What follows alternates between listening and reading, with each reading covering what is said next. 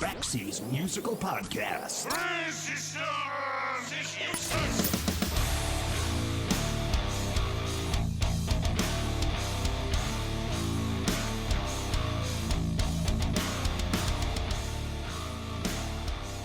As you know, there are times when the only appropriate thing that you can do after a long, hard, arduous day is to set aside all those musty copies of Peaceful Easy Feeling or Bob Seger's Night Moves or anything on the Billboard Top 40 and smash that needle down on some neck-searing thrash metal records from the Big Four. Not that there's anything wrong with that other stuff, it's just sometimes you need something a little heavier, maybe even a lot heavier. The Big Four, of course, were Metallica, Megadeth, Slayer, and Anthrax. Now, Anthrax were a New York-based thrash metal band that has not only been together for the last 40 years, they're also a band that in many ways were the boldest of the bunch, incorporating unbelievable skill, speed, great songwriting, a wicked sense of humor, but perhaps more importantly, a fearlessness that the other dudes in those other bands could barely dream of getting away with.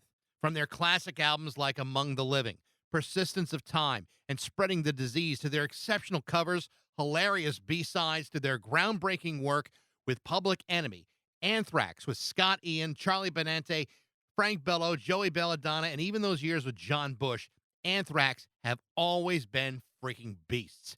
But like many things, sometimes life takes you in different directions, just like it did to bass player Frank Bello following the murder of his younger brother Anthony in 1996. Frank has written about that period in his life and about his family and his career in a very powerful autobiography entitled Fathers, Brothers, and Sons: Surviving Anguish, Abandonment, and Anthrax. It's a remarkably brave story, and there's loads of other great stories in it, too. And we're going to get to some of those with Frank Bello from Anthrax. He's my guest today on Baxie's Musical Podcast.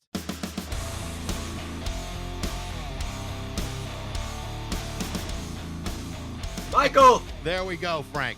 We got it going. Sorry about that. Technical difficulties. You know what? I've had problems with the machines all day. I feel better now. Yeah, it's not. Thank you. It's not you. Definitely not you. Okay. I'm technically challenged, so I apologize. I am too. Believe it or not, I run a podcast on Pro Tools. Wow. Which is ridiculous that I even. It's like a 9,000-pound gorilla for like a job that could be done by an idiot, and it's like it's just too much for what I do. But nevertheless, how does that work? How does that actually? Is that tough? It sounds tough, man. Well, I'm not good with Pro Tools. It's, you know what, it's a long learning curve, and the radio station I work for here in Springfield, everyone agrees it's more than I will ever possibly need to do a podcast. I would imagine, yeah. Yeah, but I like the effort. It's all business, Frank. All business. As usual. What else is new? Welcome to America. No kidding. Hey, thank you so much for doing this. I first of all, I cannot believe that Anthrax has been around for 40 years. I mean, me either. You and I are only about a year apart, and I guess that makes you really old. I am. I feel it. Look, the grays and the beard, the whole thing, the sideburns. I welcome it. At this point, hey, it's going to happen. Neither of us can stop it. Let's enjoy the ride. That's it. That's it. But, you know, the thing about that's so cool about it is, you know, obviously with COVID and all the interruptions, the fact that you guys are still, you know, I know you guys are working on a record, you're talking about touring. And I think, you know, after all this time of people quarantining and staying home, the idea that, you know, bands are getting busy again and seeing the light at the end of the tunnel is really great stuff. Yeah. You know, Mike, the thing is, I'm a fan too. I want the same as you. I'm that guy. I can't wait to see shows. We just played a show on Sunday. You know, Welcome to Rockville. It was wonderful. It was awesome. Loved the vibe. It was Metallica, a bunch of us, you know, a bunch of the bands. It was great getting together, seeing my friends, Mastodon, all my friends.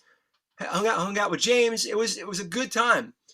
Now to go home from that instead of being on a tour is very, very difficult because it's like a taste. You get the tease. Right. It's great. It was a great show. Massive amount of people. It was great. All good.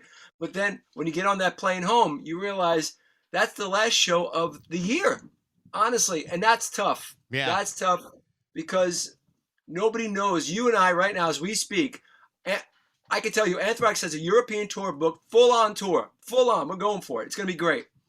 I can't tell you right now that I'm really, I don't know if it's going to happen. I want it to happen, but somebody can pull that rug right, at any time. And that's life. It's funny, when I was on the Anthrax website, because I wanted to see what the dates were and where you guys were going. I saw it was in Europe, but not everybody updates their website. So I literally had to see, are those 2020 dates that just haven't been changed? I mean, they're so far in advance. It's, beginning like next September or whatever it is. But yet the fact that you are doing it at least shows some encouragement that there's some optimism that these things could happen. Absolutely. And I'll tell you in advance, Mike, you have to get these shows in advance to hold the halls, because there's so many bands. Think about it. All the bands are waiting. We're all waiting to open up and get out there and play. So every band in the world wants to book these specific halls. So you literally have to put it on sale now, or we've been on sale for over a month now, I think. You have to, because everybody's going to, if it can happen. Again, I have to say that. If it can happen, and I pray it does, because I want to come to America. I want to do the whole world thing. We haven't done it. It's time. I want to have a new record out. All good things, right? We all want this stuff together. You and I can't say yes, because we can't say we know it's going to happen. Right. And I hope it does, dude. I hope so too. So, I read the book, finished it over the weekend. I really liked it. And one of the things I liked about it is, I wind up reading a ton of these autobiographies, and a lot of them are really good, and a lot of them are not so good. And you're hearing a lot of, slapping on the back and egos and stuff like that. But the one thing that I noticed about your book, there's a lot of things I noticed about your book, but one of the prevailing things is Frank Bello sounds just like a normal, regular guy, just louder. That's really hard to accomplish in your very first book. So congratulations. That is so well put. That is so well put. I have to tell my wife that line. I have to tell my mom that line. They're both going to love that line. Because look, Mike, I don't pretend to be anybody I'm not. I'm just the guy that's talking to you right now. I'm not I don't consider myself a rock star. I'm a musician. Look, I work hard. Yep. We all work hard to get what we have to get. But we've had a lot of luck too in there. A lot of hard work, success together. I'm very fortunate. I'm humbled by the level we got to. But I know there's another level. Whatever that level is, I want to get to it. So the work ethic is there. So, yeah, it is loud because of that. Exactly that. It has to be, because if you don't project and get it out there, nobody knows anything. Yeah. And one of the other things that I totally connected to, and like I said, you and I are about the same age. I think we're, probably, 8 or 9 months apart. But Cool. Was this unnatural, potentially unhealthy obsession in the 1970s with Kiss. And your story about tracking down Gene Simmons is absolutely freaking priceless. If I knew I could make my way to the Bill of Coin offices in New York, I would have been right with you two guys. Unbelievable story. Mike, this is why there's so many people coming to me. Kiss fans are relating to this book. It's so great to hear from them, because they know we're diehard Kiss fans. And Gene obviously wrote the foreword to my book, which I'm still honored by. Believe me, it's awesome to have that circle come back. He did a great job with it too. He really did. He did.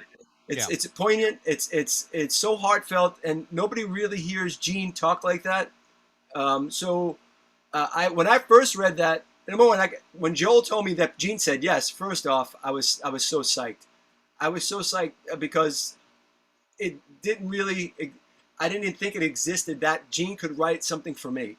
And when he wrote the way he wrote it, and to be honest with you, Michael, when I saw that Gene was listening to my bass playing, the 15-year-old Frank Bello went, ah! It was like he's actually identifying and picking out my bass parts in the foreword of my book. Well, it was a big deal. What I think is incredible is so you guys track Kiss down. Your friend somehow has this inside information of where they're going to be, and lo and behold, they show up. And at some point, you keep going back. He brings you into the studio. He allows you to listen to songs that haven't been released yet. And then years later, he remembers you. Of all the people that Gene Simmons has met or has had sex with, it's Frank Bello that he remembers at 15 years old. I think that's amazing. Let me go to the depths here. This is how insane it is for me. So from the 15-year-old kid waiting in front of a coin management on 57th Street, waiting, freezing my ass off with my friend Tom, waiting for my heroes, Kiss, to come out and be Kiss. My heroes are coming out, and I can see them. Dude, look how pathetic I am with this. It really is to this day. And I have to tell you this. Gene is one of the guys that you want to meet because he's very informative. He's very, as a matter of fact, he knows you're a fan. He relates, and that's what taught me. It taught me from way back then. If I ever made anything in this business, any kind of success, that's the way to go. Another guy that taught me that, Steve Harris, when I met him. Yep. They taught me to be one-on-one. Just be human. Just be you. And don't try to be, I'm elevated. No, but there's no time for that. For me, there's no time for that. I understand there's rock stars out there. I can't be that. Look, all this is, I'm a musician. I want to make people feel good with my music. That's what it is. That's what the deal is. I think there's also a real value in the connection with the individual, because anybody can blow off another guy and say, well, yeah, I got a million fans. I don't need one. But yet every time you have a great experience with one of your heroes or with a celebrity, it's almost like an Amway pyramid scheme. It winds up having these long tentacles where you are selling yourself, and you will be a fan of Kiss for the very rest of your life. And that's and that really is where that connection builds. Bad experiences, they will never go away. The good experiences stick with you forever. Because think about it. If you have a bad experience with a person, why would you want to be addicted to somebody that's cherishing that time with you, that buys your records, that buys your merchandise, all that stuff, that supports you and likes what you're doing? So for me, look, we all have our bad days, and maybe you're sick or something, you have to get going fast. I try to make time wherever I could. But at the end of the day, I'm just not that guy anyway. In life, I don't want to be a dick.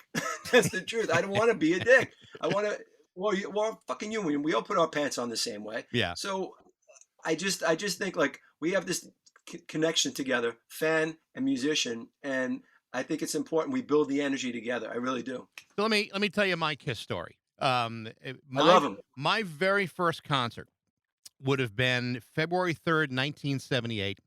It was the Love Gun Tour at the Providence Civic Center in Rhode Island. And my parents took me.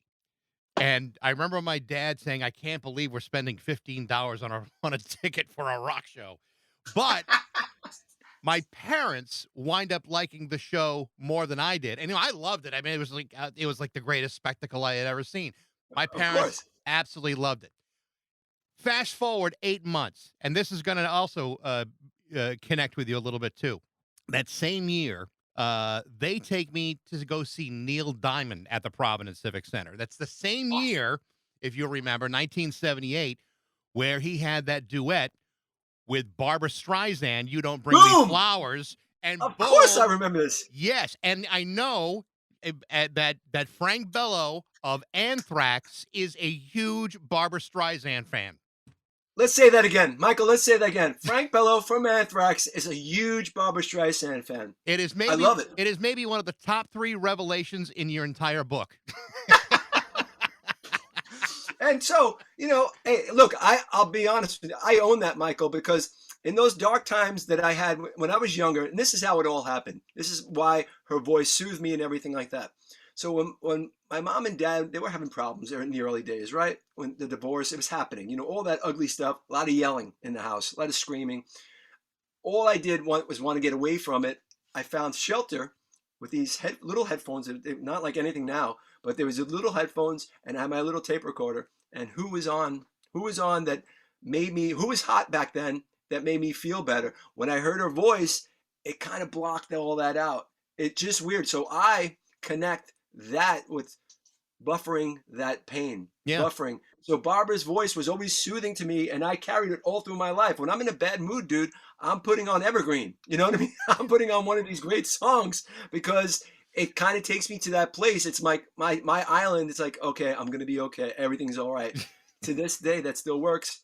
Hey, if I ever met her, I would thank her.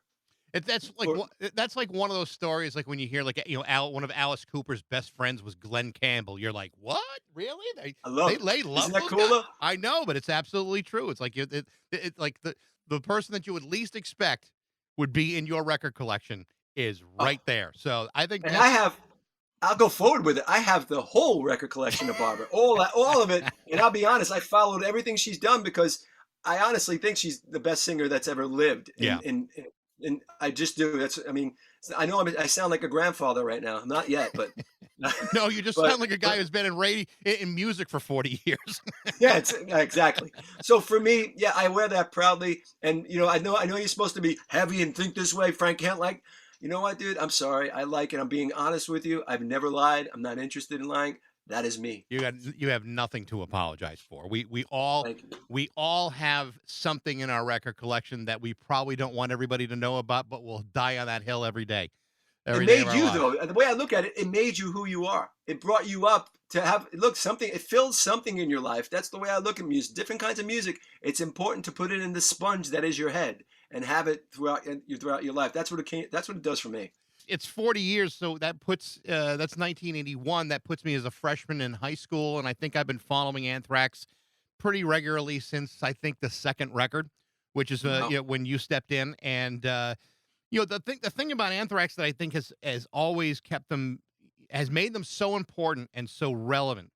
And you always talk and hear about the big four, but I think what Mhm. separates you guys is the sheer audacity of the music you choose to present, and maybe not even just your own, but the fact that you've busted through multiple genres, fusing like thrash metal and hip hop. I mean that was I remember hearing "I'm the Man" for the first time and thinking, oh my God, one, this is hysterical. Two, I also am so bad I needed to be in detention, but thinking this is absolutely genius because no one else is really doing this. And as weird as it sounds like the right thing to do. Same thing when you guys played with Public Enemy and do Bring the Noise. It's like, to me, it sounded so much more relevant than Aerosmith playing with Run DMC. There was just something really world changing about that. I love the fact that we and thank you for those kind words. For me, with Anthrax, I'm a fan of my band because I like that we push the envelope. You never say you can't do anything. Why not? Why we're in this business to spread it out and see what happens next. Look, for me, I'm the Man. That was supposed to be the Beastie Boys. You know that, right? I Yeah. don't know if you know that. That was actually supposed to be the Beastie Boys for I'm the Man. It was happening. Schedules didn't happen, so Charlie Scott and I literally got in a room as small as this together and did it. 1, 2, 3, a la Beastie Boys, and it turned into this huge thing. It blew up, and it was all good. But we are obviously diehard Beastie Boy fans. Public Enemy, Scott made me hear Public Enemy for the first time. I was sold. Chuck's voice alone, all you have to do is hear that voice. That is heaviness. Chuck's voice is heavy. We just did Comic-Con with him. We just talked about all these great times, the tour we did, what emphasis, what it did for people. It's a big deal for us. And it's a big deal for a lot of people out there. So when I hear that people say we're innovative, I love that. I wear that as a medal. I do because I think it's important to keep researching and keep reaching for other things. Yeah. I mean, I think it's important. Like even the covers you guys have chosen to do. I mean, you could do Iron Maiden covers till you're blue in the face, but Sure. the fact that you're taking Joe Jackson or Cheap Trick, which is Arvita Zane's one of my favorite songs. Oh, I love Cheap awesome. Trick, and it's like I love Cheap Trick. when you guys do a song like that, it's like, you know what, that's freaking cool. And like for example, Metallica, the Garage Band EP is still probably one of my favorite I love that. EPs I love that of EP. theirs. I mean, because who's playing the Misfits and Killing Joke? Nobody but those guys. They expose that music.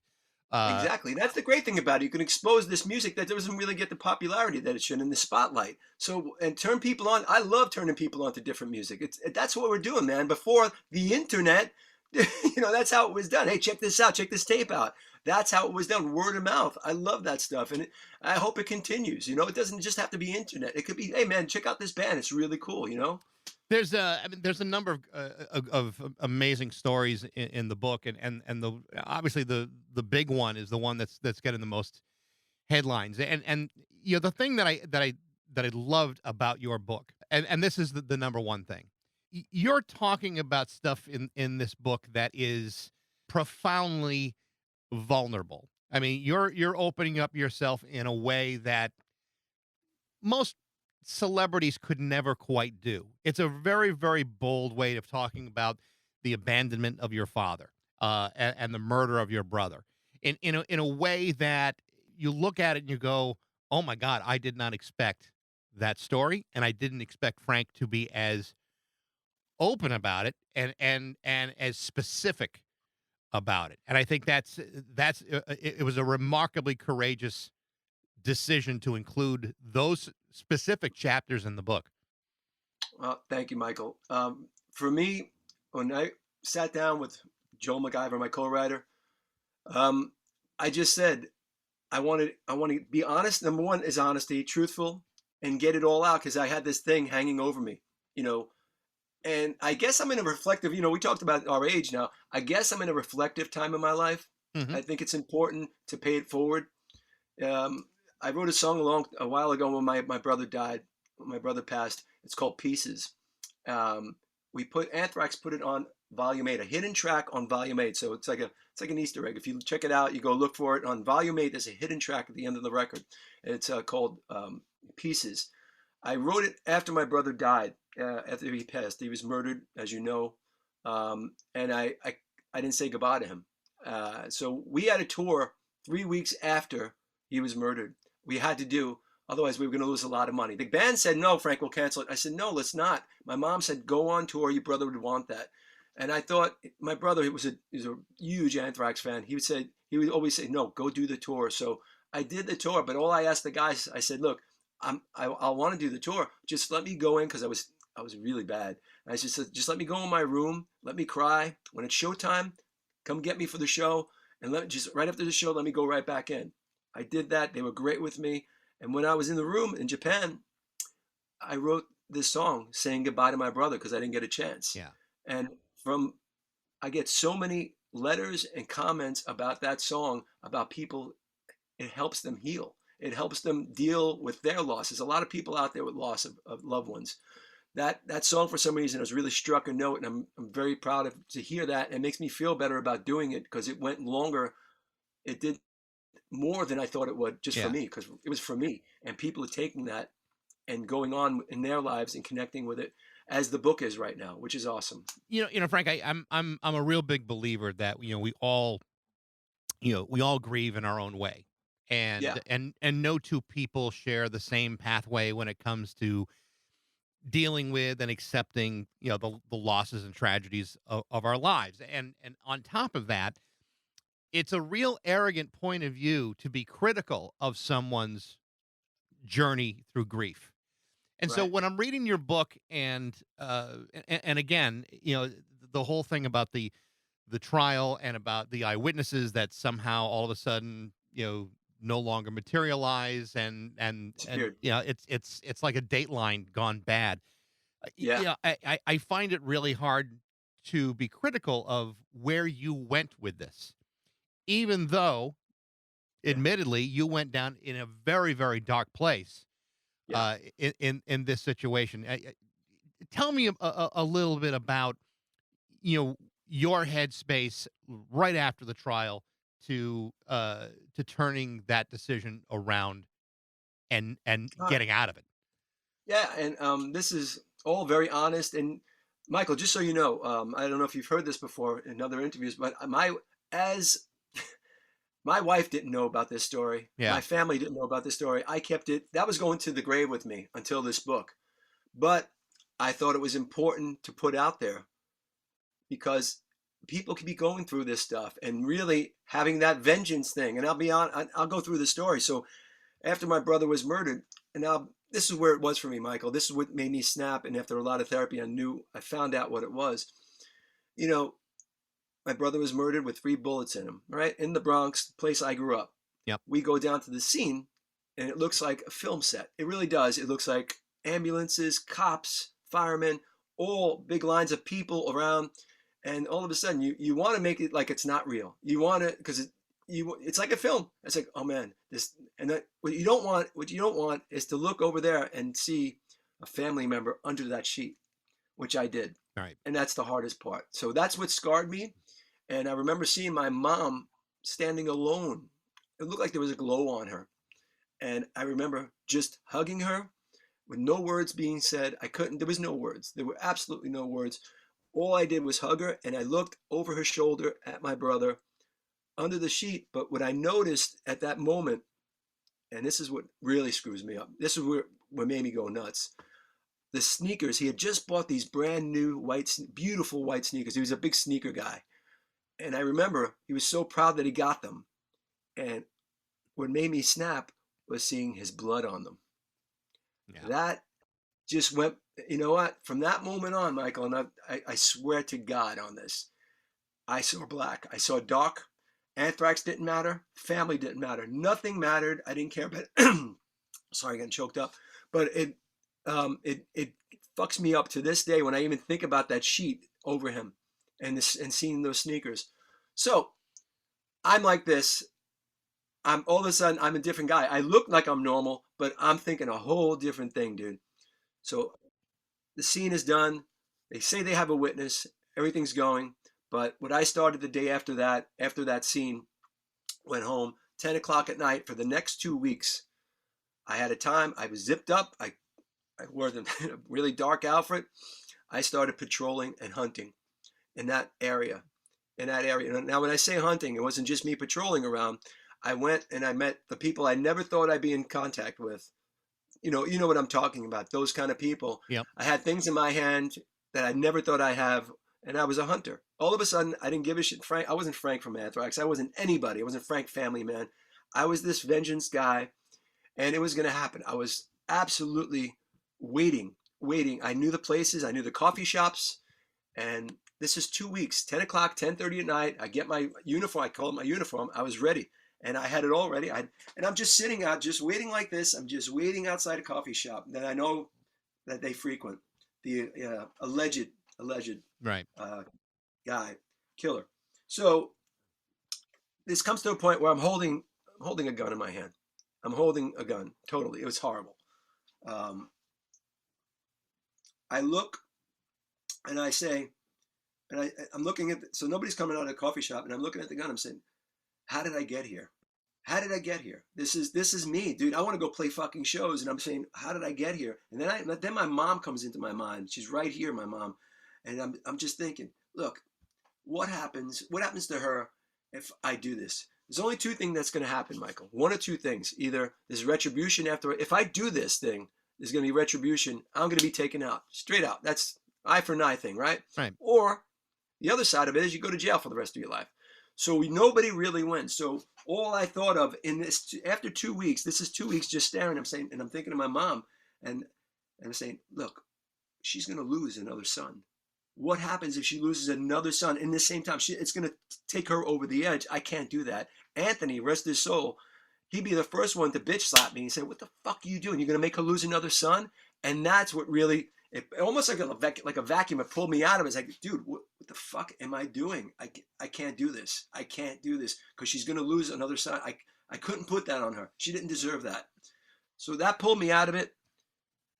I went home, dug myself into therapy right after that because I knew I was dark, dude. And I didn't know the guy that was there. I didn't know who I was. And that's the scariest part. We don't have control because I lost control. And I wanted to get that control back. Well, and that was really important. And a good part of the book talks about that journey back. And thank God it happened. And if you want to talk about whether it's divine intervention or, whatever it is. I don't know what it was. Doesn't even matter. The fact that something sparked you to remove yourself from that dangerous spot. The fact that you didn't tell your family or your wife is interesting. I mean, but and I understand why you would be hesitant to do so. But as you're writing this for the first time, your family and your wife are probably reading that chapter for the first time. What was their reaction when they realized where you had gone? That's a great question because, when we proofread the script, the book, and I'm going through it with my wife, we're reading back and forth to each other. And the first time I remember her face when she read, she read that part to me because my voice was going and we were reading out loud. And I remember her looking up. This is real. And I felt like I never hold anything back from my wife. Never. Yeah. But that was dangerous to tell her. Dangerous because it wasn't me. It wasn't me. It was this other thing that I was very, very afraid of. I was afraid of it because I didn't have control over it, to be honest. I went black and nothing could stop me. The scary thing is when you're in that zone, it was like an adrenaline thing, dude. It's like you just went, it didn't matter. So yeah, I didn't tell her. I didn't tell my mom. I didn't tell my family because they would have stopped it immediately. They would have had people come get me out of that car, and that wouldn't have been good for me. So it was almost like for her, I felt horrible not telling her, but I was doing it to protect her, to be honest. And look, I'm not proud of it. I'm no tough guy. I am not a tough guy. That was different. That was a different game. That was for my brother. But it's an interesting lesson for people because when things do get dark for some folks, and it could be any number of things that provoke it. Even the worst of times, if you allow it to be, are temporary conditions. You can always get, well, thank you. I mean, you can always get beyond the toughest things if you are amenable to those kinds of changes and to seek help. I mean, you didn't tell your wife or your family, but you did seek help between that moment to the day you wrote the book. And Yeah, to absolutely. me, that's the whole key. That's the whole explanation. And it kind of answers our question from before. Why did you put everything out there? Because if somebody reads that, right, and see that dark place I was in, and the whole point of the book is you get off the floor, brush yourself off, and move towards tomorrow. That's it, because that's life. I have a son, I have a 15-year-old son. I want to be there for him as my dad wasn't. You know what I mean? So it means everything to me. I didn't have my son at the time with Anthony's murder, but in the future, I thought, man, I'm going to ruin everything. And for that dark place, if anybody's in it, I mean, look, I'm not preaching. This is the story that I lived. I'm just saying it's possible. You can get up from the floor, brush yourself off, and you got to move on. That's the truth. And that's what I want to teach my son. It's a remarkable lesson for a kid to learn, to know that mom and dad are human and we feel feelings, and it's all important. We make mistakes, and look, and that was a mistake, dude. I never want to. I'm not interested in that stuff at all. At all. I never want to do it again. I never want to do anything like that. I don't recommend it to anybody. Believe me, that was a scary time that I needed clarity. Now that the book has been out, what's been the reaction to that part of it? I mean, obviously everything else in the book, and the music, the stories of you with Dimebag Darrell and Kiss and everything else. Those are great stories, but this part of the book is the part where I think people are probably taken aback the most, and if they're going to react to something either negatively or positively, this is the chapter that's going to happen. What has been the reaction from people over this? Thankfully, I'll tell you what I wanted to do, and the reason why I did these stories, and I said these stories and let it all out, is because I wanted a reaction. I wanted the reaction of people connecting with that in their life. Wow, that's he went dark. He went down. He was down, and that's the truth. Look, you can't be any more honest. Why not help people and say, look, yeah, I was there, but guess what? Move on. And reaction has been wonderful. The reviews have been great for the book. I'm kind of overwhelmed.